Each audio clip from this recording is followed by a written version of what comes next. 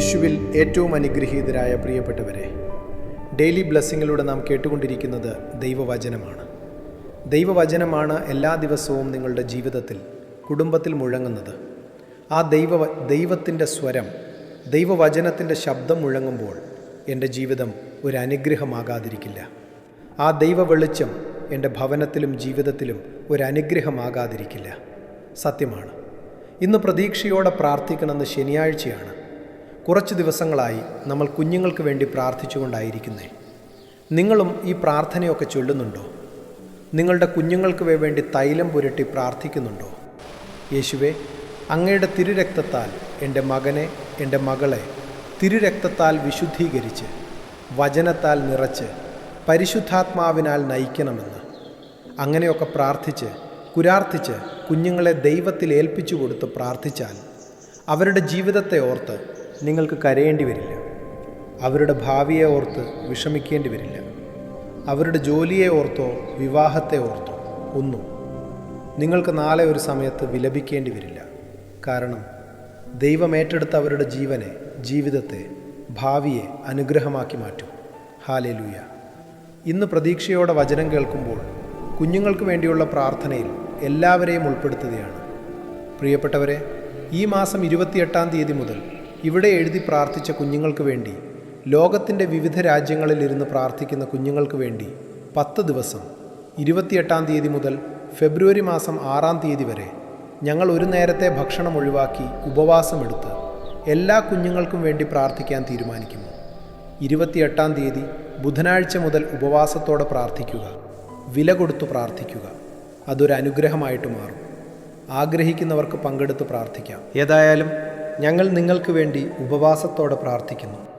ഒരു അനുഗ്രഹമാണ് ഒരാൾക്ക് വേണ്ടത്. ആ അനുഗ്രഹത്തിൽ നിന്ന് വേറൊരാൾ അനുഗ്രഹമാകത്തുള്ളൂ. ഞാൻ ആ വാക്യം വായിക്കാം, അപ്പോൾ നിങ്ങൾക്കത് മനസ്സിലാകും. ഉൽപ്പത്തി പുസ്തകം 28-ാം അധ്യായം 13-ാമത്തെ വാക്യം മുതൽ യാക്കോബിനെ ദൈവം അനുഗ്രഹിക്കുന്നതായി കാണാൻ പറ്റും. യാക്കോബിനെ ദൈവം അനുഗ്രഹിക്കുന്നതായിട്ട് ദൈവവചനം കേൾക്കുമ്പോൾ ദൈവവചനത്തിലൂടെ ദൈവവും നിങ്ങളെ അനുഗ്രഹിക്കുവാണ് വായിക്കാം. ഗോവണിയുടെ മുകളിൽ നിന്നുകൊണ്ട് കർത്താവ് അരുളി ചെയ്തു, ഞാൻ നിന്റെ പിതാവായ അബ്രഹാത്തിൻ്റെയും ഇസഹാക്കിൻ്റെയും ദൈവമായ കർത്താവാണ്. നീ കിടക്കുന്ന ഈ മണ്ണ് നിനക്കും നിന്റെ സന്തതികൾക്കും ഞാൻ നൽകും. നിന്റെ സന്തതികൾ ഭൂമിയിലെ പൂഴി പോലെ എണ്ണമറ്റവരായിരിക്കും. കിഴക്കോട്ടും പടിഞ്ഞാറോട്ടും തെരക്കോട്ടും വടക്കോട്ടും നിങ്ങൾ വ്യാപിക്കും. നിന്നിലൂടെയും നിന്റെ സന്തതിയിലൂടെയും ഭൂമിയിലെ ഗോത്രങ്ങളെല്ലാം അനുഗ്രഹിക്കപ്പെടും. ആരു പറഞ്ഞു? ദൈവം യാക്കോബിനെ അനുഗ്രഹിച്ചുകൊണ്ട് പറഞ്ഞ കാര്യമാണ്. അപ്പോൾ യാക്കോബിന് ഒരു അനുഗ്രഹം കിട്ടി. ഈ അഗ്രഹം കിട്ടിയ യാക്കോബ് മദാം അധ്യായം 27 മുതലുള്ള വാക്യം ഒന്ന് നോക്കുക. ലാബാൻ്റെ വീട്ടിലാണ് യാക്കോബ് ഇപ്പോൾ ഉള്ളത്. അനുഗ്രഹം കിട്ടിയ യാക്കോബ് ഇപ്പോൾ ലാബാൻ്റെ വീട്ടിലാണ് ഉള്ളത്. അനുഗ്രഹമുള്ള യാക്കോബ് ലാബാൻ്റെ വീട്ടിൽ വന്നപ്പോൾ ലാബാൻ്റെ ജീവിതവും കുടുംബവും സാമ്പത്തികവും എല്ലാം അത്ഭുതകരമായി വർദ്ധിച്ചു. അനുഗ്രഹമുള്ള ഒരാൾ നമ്മുടെ ജീവിതത്തിൽ വരുമ്പോൾ, നമ്മുടെ ഭവനത്തിലുണ്ടാകുമ്പോൾ നമ്മുടെ ജീവിതവും അനുഗ്രഹിക്കപ്പെടാൻ തുടങ്ങും. നിങ്ങളുടെ കുഞ്ഞുങ്ങൾക്കൊരു അനുഗ്രഹം കിട്ടുമ്പോൾ നിങ്ങളുടെ വീട് അനുഗ്രഹമാകാൻ തുടങ്ങും. മാതാപിതാക്കൾ എന്ന നിലയിൽ നിങ്ങൾക്ക് ദൈവാനുഗ്രഹം കിട്ടുമ്പോൾ നിങ്ങളിലൂടെ ഒരു തലമുറ അനുഗ്രഹിക്കപ്പെടാൻ തുടങ്ങും. അനുഗ്രഹം വേറൊരു വലിയ അനുഗ്രഹത്തിന് ജന്മം കൊടുക്കും. വായിക്കാം. ലാബാൻ 27-ാമത്തെ വാക്യമാണ്. ലാബാൻ യാക്കോബിനോട് പറയുക, ഇത് പറയുമ്പോൾ എന്നെ ഒന്ന് കേട്ടെ. യാക്കോബ് ലാബാനോട് പറഞ്ഞു, ഞാൻ പോവുകയാണ്. എനിക്കിവിടുത്തെ ജോലി നിർത്തിപ്പോണം. എനിക്ക് തരാനുള്ളതൊക്കെ തന്നേരെ എന്ന് പറഞ്ഞപ്പോൾ ലാബാൻ പറയുവാണ്, എന്നാൽ നീ പൊക്കോ, ഞാൻ വേറൊരാളെ വെച്ചോളമെന്നല്ല. ലാബാൻ എൻ്റെ ഭാഷയിൽ പറഞ്ഞാൽ ആ മുതലാളി, ആ വലിയ ആൾ. ലാബാൻ പറയുവാണ് യാക്കോബിനോട്, എൻ്റെ മകനെ യാക്കോബേ, നീ പോവല്ല, നീ വന്നേ, പിന്നെയാ എനിക്ക് അനുഗ്രഹമെല്ലാം ഉണ്ടായേക്കട്ടെ. 27-ാമത്തെ വാക്യം. ലാബാൻ മറുപടി പറഞ്ഞു, നിനക്കെന്നോട് താല്പര്യമുണ്ടെങ്കിൽ നീ പോകരുത്. നീ മൂലമാണ് കർത്താവ് എന്നെ അനുഗ്രഹിച്ചതെന്ന് എനിക്കറിയാം. യാക്കോബിന് കിട്ടിയ ഏറ്റവും വലിയ സമ്മാനമാണെന്നേ ഞാൻ പറയത്തുള്ളൂ.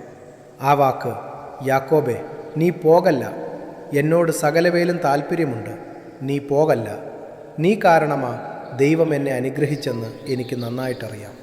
പ്രിയപ്പെട്ടവരെ, ഡെയിലി ബ്ലെസ്സിങ്ങിൽ വചനം കേൾക്കുമ്പോൾ ആ വചനം കേൾക്കുന്ന ഒരു അമ്മയോട്, ഒരു അപ്പനോട്, യുവാവിനോട്, യുവതിയോട്, കുഞ്ഞുങ്ങളോടൊക്കെ പറയാം, ഈ വചനം നിങ്ങൾ കേൾക്കുമ്പോൾ ആ വചനത്തിലൂടെ കിട്ടുന്ന ഒരു അനുഗ്രഹമുണ്ട്. നിനക്ക് ലഭിച്ച അനുഗ്രഹം വേറൊരാൾക്കൊരു അനുഗ്രഹമാവാൻ കാരണമാകും. ഒരു തണൽ മരം പോലെ, അതിന് തണൽ മരത്തിന് തണൽ കൊടുക്കാൻ പറ്റും എന്ന് പറയുന്നത് പോലെ, ഫലവും തണലും അത് കൊടുക്കുന്നു എന്ന് പറയുന്നത് പോലെ, അനുഗ്രഹം കിട്ടിയ ഒരു മനുഷ്യനും ബലവും തണലുമായി മാറും.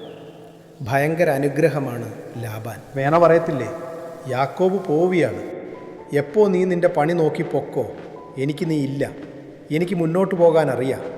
അങ്ങനെയല്ല ലാബാൻ പറയുന്നേ, യാക്കോബേ നീ പോവല്ല. അനുഗ്രഹമുള്ള ഒരു വ്യക്തിയെ കൂടെ നിർത്തുന്നത് കണ്ട അനുഗ്രഹമുള്ളൊരു പ്രാർത്ഥനയെ, അനുഗ്രഹമുള്ളൊരു ശുശ്രൂഷയെ, അനുഗ്രഹമുള്ള വ്യക്തികളെ, പിണക്കളെ കൂടെ നിർത്തിക്കോണം.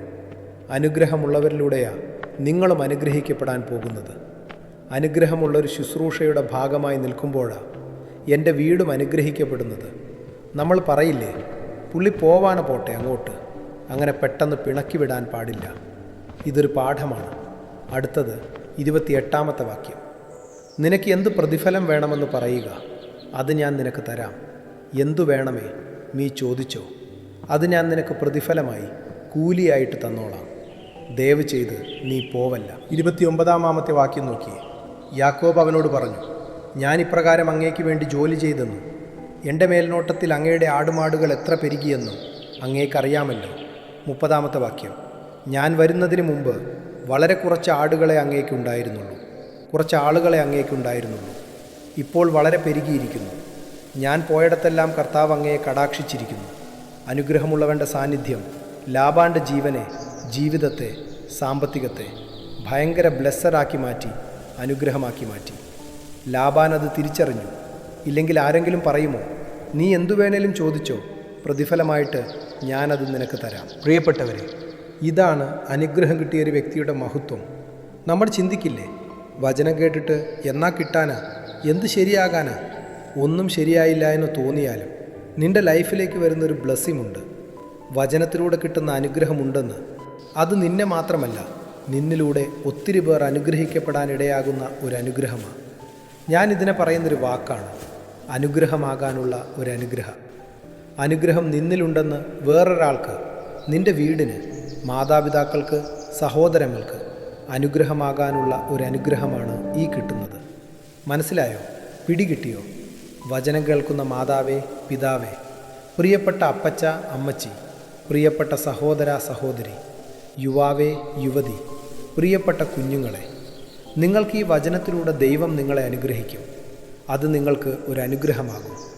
നിങ്ങൾ വേറൊരാൾക്കും അനുഗ്രഹമായി മാറാനുള്ള ഒരു അനുഗ്രഹമായിട്ട് അത് മാറും. പഠിക്കാനുള്ള വിഷയങ്ങളെയൊക്കെ ഒന്ന് ഓർത്തേ, പിള്ളേരൊക്കെ അതൊക്കെ ഓർത്തേ, എന്നിട്ട് നന്നായിട്ടൊന്ന് പഠിക്കാനൊരു തീരുമാനം എടുത്തേ.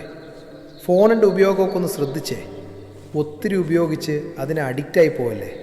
നിയന്ത്രിക്കണം. അത് വിജയത്തിന് കാരണമാകും, അനുഗ്രഹത്തിന് കാരണമാകും, ദൈവിക ഇടപെടലിന് കാരണമാകും. എല്ലാ കുഞ്ഞുങ്ങൾക്കും വേണ്ടി പ്രാർത്ഥിക്കട്ടെ പ്രിയപ്പെട്ട മാതാപിതാക്കളെ. എൻ്റെ കൊച്ചിനു വേണ്ടി മാത്രമല്ല, ഡെയിലി ബ്ലെസ്സിങ്ങിൽ കേൾക്കുന്ന, വചനം കേൾക്കുന്ന എല്ലാ കുഞ്ഞുങ്ങൾക്കും വേണ്ടി, കുടുംബങ്ങൾക്ക് വേണ്ടി നിങ്ങളുടെ കരങ്ങളെ ഒന്ന് ഉയർത്തിപ്പിടിക്കാമോ? ദൈവമേ, അങ്ങയുടെ വചനം കേൾക്കുന്ന ഓരോ വ്യക്തികളെയും, കുടുംബങ്ങളെയും, കുഞ്ഞുങ്ങളെയും, അവരെഴുതാൻ പോകുന്ന പരീക്ഷ, പഠിക്കാൻ പോകുന്ന വിഷയങ്ങൾ, അറ്റൻഡ് ചെയ്യാൻ പോകുന്ന എക്സാം, ഇൻ്റർവ്യൂ, സകലത്തിൻ്റെ മേലും ഞങ്ങളൊരു അനുഗ്രഹത്തെ കൊടുക്കുന്നു. ദൈവവചനത്തിലൂടെ അനുഗ്രഹിക്കുന്നു, പ്രാർത്ഥനയിലൂടെ അനുഗ്രഹിക്കുന്നു. മിടുക്കരാകണം, മിടുക്കികളായി മാറണം, അനുഗ്രഹമായി മാറണം.